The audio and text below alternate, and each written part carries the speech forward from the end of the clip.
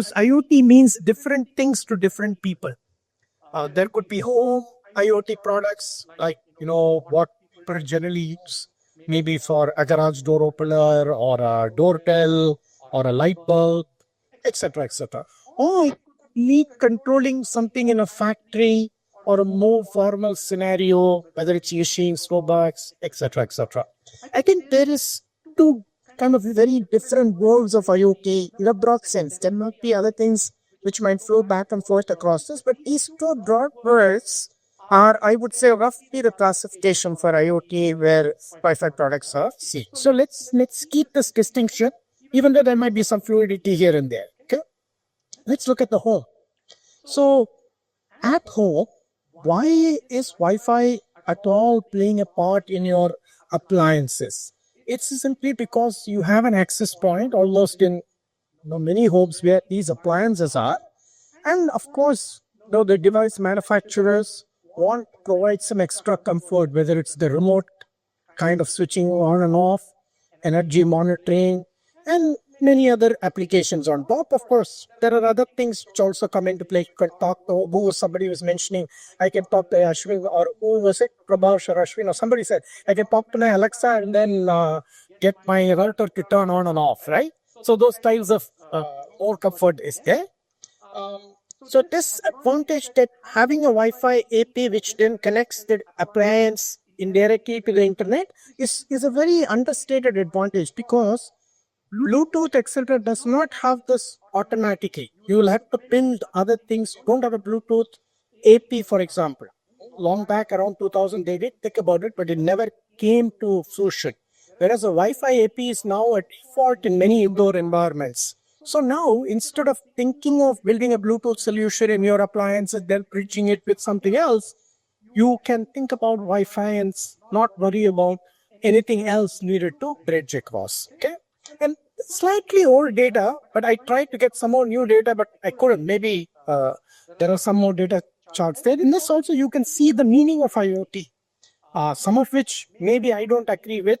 For example, a smart TV is for me not an IoT device, but we must put that in that category. This is open data from Bloom some time back. But light bulb, there's a light bulb, there's a doorbell, there might be a plug, smart plug, there might be a thermostat. These probably fall into most of our sort of agreed upon ideas on IoT. So these things are there, they're getting connected, right? And if you look at the AP side of things, what are AP vendors doing is they realize that Wi-Fi alone might not be sufficient for getting all those appliances connected remotely for various functionality. So they might add other things like a Bluetooth or a Zigbee thread, etc., etc. Has this been very successful? It's touch and go. I think somebody in the market might give you statistics on how many APs are out there with all these functionalities. But first of all, why are we not just thinking about Wi-Fi for every appliance? Is simply because Wi-Fi is a very heavy waveform. It was built for the LAN world, remember. So somebody mentioned it's an OFDM based waveform, 20 megahertz minimum bandwidth. Current capabilities are, current requirements rather are very high for generating the waveform, that you can't think of it in any battery operated device in an easy manner. And that too, the battery capacities have to be quite high. You can't operate Wi-Fi on a coin cell. Whereas you could operate a BLE on a coin cell or a thread possibly on a coin cell. Those waveforms are very simple waveforms, almost like what we call constant envelope waveforms. Whereas Wi-Fi has a heavy waveform built for carrying high-speed data. So that is why you need your threads and BLEs to bring some of the sensors into your gateway directly or through. For example, one of the things which is married well with Wi-Fi is thread. Thread, Zigbee is the older name, sort of, you can say, but thread is having some similarity to Wi-Fi because both have IP orientation, but thread being built on 15.4 standards is positioned for the low power kind of sensor appliances which run on batteries, etc. Right? And the nice thing that we are seeing today is that, going back, is, why do the AP vendors think about some of the non-Wi-Fi technologies? Is because this thread, because it's IP oriented, can bring some of the sensor data, not necessarily all the way to the AP all the time. It could be border routers, which could be some devices which could have both the thread and Wi-Fi functionality, which could then connect your thread capable devices onto the Wi-Fi network, and then it gets onto the internet. Okay. So what is the trend in the home that we are seeing which can result in this unification? One of the important trends, which is still probably having commercial traction wise, still not hitting its full potential, is Matter, right? So Matter is an initiative from the Connectivity Standards Alliance, basically trying to say, hey, using the IP oriented last meters technology, whether it is Wi-Fi or thread, let's bring the IoT device into the internet, from which we can provide whatever application which people are used to, remote control, monitoring of data, and so on and so forth. As I said, that application world is where it's rich ideas flowing there. Okay, so it's not, when we say Wi-Fi, it's not Wi-Fi alone, because there is a marriage between Wi-Fi and thread, especially. BLE will have a part to play, but BLE still is sticking out a little bit because it's not IP friendly. The internet protocol friendliness is not there. Matter has been slow to take off. Many of us thought that Matter will revolutionize this area quickly, but it has taken its own sweet time in terms of getting adopted and slowly penetrating. Because one of the things was, for those of you who might know, IoT devices, especially for the home market, are also extremely cost conscious, right? Now, they don't get Wi-Fi line certified all the time because certification adds cost. Now, Matter requires you to have Wi-Fi line certification. So now that makes that the IoT devices have to think twice. Do I want to get Matter certified, because that means I have to get Wi-Fi certified, which adds this extra cost. So obviously it will be a slow progress, and since cost dominates in the home market, home IoT, when I say home, it's that personal front, cost is a big factor. We are going to fight a battle with respect to all these certifications taking off. Okay, so that's on the home side. There is also a few more things we can keep in mind on the home side. One is the security. Long time back, around the 2010 era, the Wi-Fi Alliance came up with a simple config, which is wireless protected setup. Basically saying, hey, push a button on an AP, push a button on your IoT device, secure. It can be used for any client, but IoT was one of the targets because there was no screen to type a password, etc., etc. It took off reasonably, I would say. But at the same time, there was some security vulnerability. Scalability was an issue. So now we have an upgrade to that called Wi-Fi Easy Connect. Okay. In the era of WBA3, we also want to upgrade the IoT security, especially for the low-cost appliance market, which are flooding the homes, starting with your smart plugs all the way to whatever fancy things that people think of, right? So Easy Connect basically allows a configurator to onboard securely. This is based on device DPP specifications. Okay. Again, we have not seen the traction for this in the real world marketplace from IoT devices. If there is an IoT device maker, maybe you can comment this. Now, IoT devices would also like to sleep. Again, there are technicalities about power save and sleep. I'll just use it in a very generic sense. They don't have, data consumption going on continuously for a long time. They have occasional data consumption needs, that to low volume data typically, right? So one of the things that Wi-Fi 6 brought into the standards with a lot of fanfare was that these devices can sleep for a long time after a pre-negotiation with the AP called as TWT. Again, this feature has not been utilized so well for the reason why it was adopted. We don't find the IoT devices using it to sleep for a long time and then come up again and pick up data, etc., etc. So it's a work in progress in terms of this. In the factory, remember there are two broad segments. I divided this whole IoT market. One is the home personal segment, and then there is this factory segment. In the factory segment, cost is not an issue because they want their machines connected. Those machines could be static, maybe they could be moving slowly on the factory floor, and I'm using factory, it could be warehouses, it could be any other setups there. The nice thing about Wi-Fi is that, again, this factory, etc., the machine supplier, etc., does not have to take the help of operator or license man, right? So that is the big plus for them. And again, the infrastructure in the factory and warehouse is already having the APs, because almost invariably these are all network, supported with IT admins, etc., etc. So Wi-Fi becomes a very good fit. Where it probably has a small challenge is that many of these machines probably require a little bit of guaranteed service. They require very good roaming performance, etc. Their Wi-Fi still probably is having a few difficulties depending on what you have deployed and so on and so forth. But many warehouses, factories deployed. This is the area where the 5G private network was supposed to take over completely. That's not happened, right? It has its own challenges. For another day we could talk about it. But private networks today, probably even in the factory and warehouse, are dominated by Wi-Fi. Okay.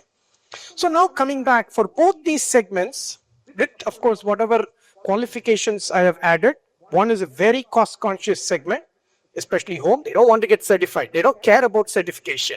They want it at the cheapest cost. If you look from a solutioning perspective, especially a Wi-Fi chip solution, you don't require more than some of these features mentioned. You don't require fancy OFDMA. By the way, if you wonder, OFDMA, does it escalate the cost on the client? Yes, because uplink OFDMA requires tight accuracy. Why would you want to escalate the cost for a light bulb by putting OFDMA, right? There is no reason. You're going to turn it on and off. The only heavy data you're going to do with a light bulb is maybe a software update if you want to do one, right? So this is the dilemma that we have. The IoT solutions require very minimal set of features. Luckily, and this is very important, luckily, even in the latest era, if you buy a Wi-Fi 7 AP, they will support, for example, the Wi-Fi 3, some of them in 2.4 and etc. will support Wi-Fi 1 and 2 as well. Chipsets have support deep inside. So all you need is a 20 megahertz, 2.4. MIMO is really not needed. LDPC is not needed. Aggregation is really not needed, right? So this can connect to your modern Wi-Fi networks, okay? Again, if you go for certified solutions, latest certified solution, you might have to tag along unnecessary features which add to the cost, which add to the power consumption. Again, it depends. Sometimes power is important. Batteries and Wi-Fi are a bad match, okay? So this is unfortunate truth that Wi-Fi waveforms are heavy. Wi-Fi power save is really not the best thing in the world. So if at all your IoT device is dependent on batteries and does have some connectivity latency required. So for example, you think about a door lock, right?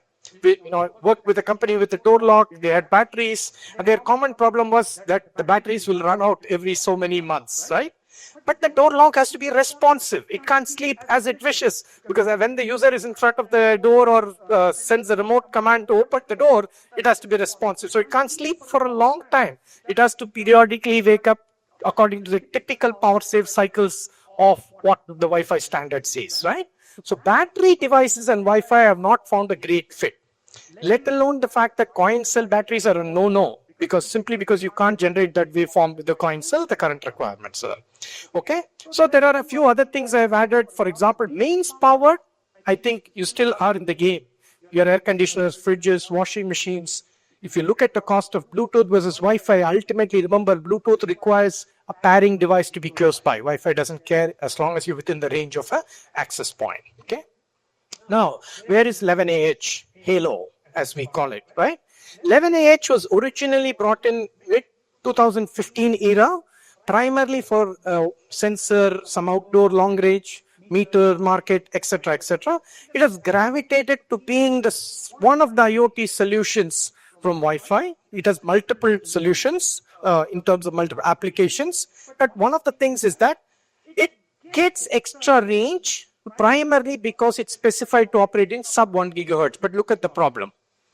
The spectrum is not harmonized. Okay, this is a no for a chipset vendor producing a low-cost solution for the IoT market. If you have to support multiple RF bands, it becomes very difficult for them to really manage. So even though HaLOW has a certification, it has so many news items being written, be cautious about where HaLOW can go. Okay, and my take on HaLOW's summary is that because there is no global spectrum harmonization, it is difficult to scale.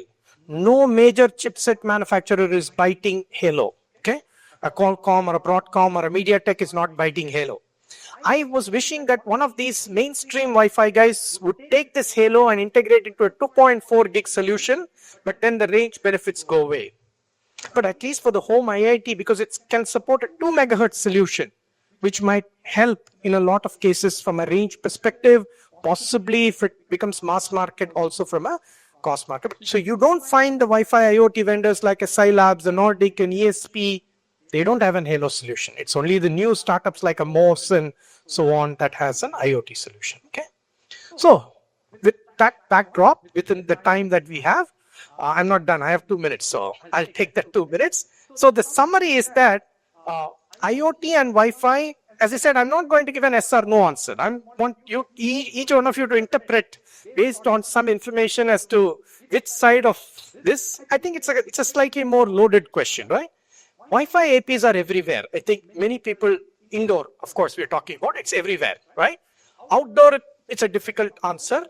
Indoors, they're practically everywhere. So whenever you want to connect some device, and today connectivity means IP connectivity. Wi-Fi has a role to play there.